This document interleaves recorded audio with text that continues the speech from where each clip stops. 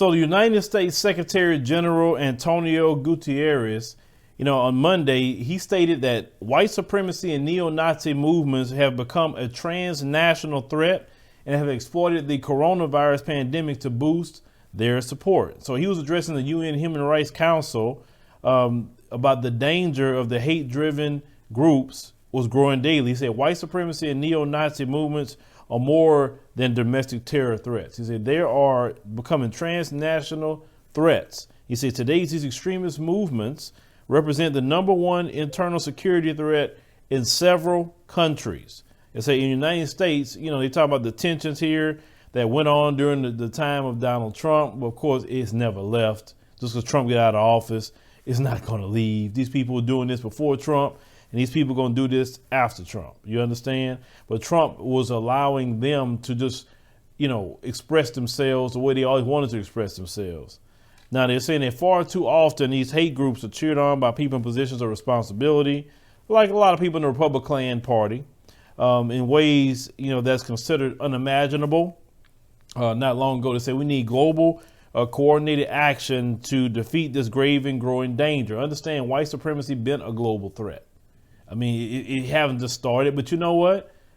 The world saw what happened to George Floyd, and the world paid attention. See, before in the past, when we were dealing with it, the world saw some of it, but a lot of people didn't. But now with the creation of the internet, people see a whole lot more. Now, the UN High Commissioner for Human Rights, Michelle Bachelet, she's supposed to report to the Council on March 18th on systemic racism against people of African descent. And as I said, the global inquiry was launched after George Floyd died in Minneapolis last May, when a Mzungu police officer knelt on his neck for about 9 minutes. Now, Guterres also accused authorities in some countries of using the COVID-19 pandemic to deploy a heavy-handed security responses and emergency measures to crush dissent. And we have definitely seen that as well. Even places like Uganda, we have seen that.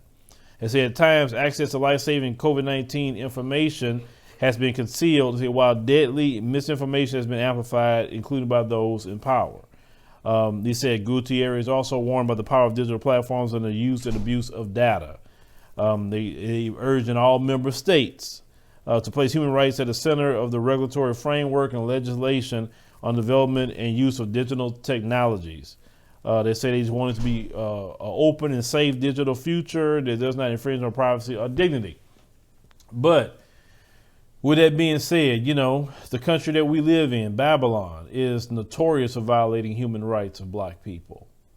And, we see the Dixiecrats, they are prioritizing every other groups, except the group who dealt with the most human rights abuses, which is the black man and black woman of America. You understand? We've seen also during the lockdowns in New York how they was targeting and beating black folk. We've seen that. It's not just, certain things, because the reason why I brought up Uganda is because they was using a lot of that heavy-handedness during COVID-19 to do things to Bobby Wine, if you do your research on those stories. But they was also doing that here. But they was only targeting black people. You understand? And they was using all this coronavirus to just be, it's like the moment that they got off a lockdown, if you can go outside again, they couldn't wait to get back to abusing black people. I said the safest time black people had in this country was during that lockdown where people stay inside their house because they couldn't be engaging those race soldiers, to Karens, and anything else. And it's like the moment they got out, like, oh my God, I can't wait to go start abusing black people again. You know what I'm saying? Because they was abusing each other. Because they're just, the devilment that's in them. But what I'm saying is the world is watching, ladies and gentlemen. The world is watching. And, that in itself, with the world watching, is good. It's definitely a good thing that the world is watching. Because with the world watching, they've been put on notice. January 6th, the world saw that.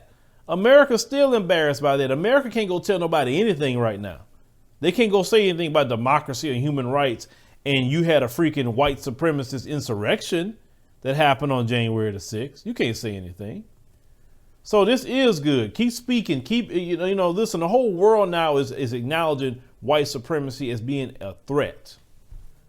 That's good. That is a good thing. That means your work and our work, is now taken to the world, because white supremacy is a threat of the world.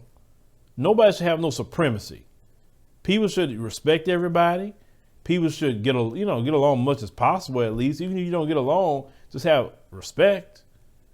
But let's see what happened in this report. I'll definitely be looking for it. But leave me a comment. Let me know what you think about this particular story, because it's time to really, make sure that the world keep on paying attention to what's going on, and not only pay attention, but craft laws against racism, white supremacy.